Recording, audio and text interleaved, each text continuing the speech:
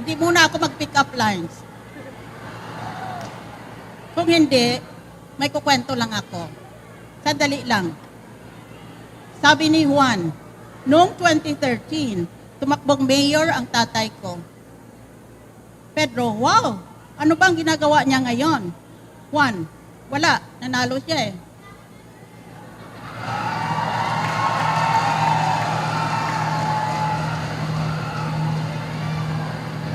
Tanong, bakit hindi naho-hold up ang politiko?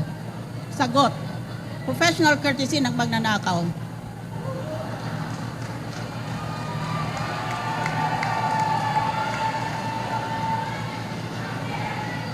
Tanong, kung ang opposite ng pro ay con, ano naman ang opposite ng progress? Sagot, anong opposite ng progress?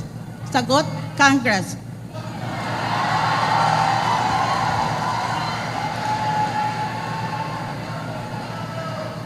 Finally, tanong, lahat ba ng fairy tale nagsisimula sa once upon a time? Sagot, hindi. Ang iba ay nagsisimula sa kung iboto ninyo ako.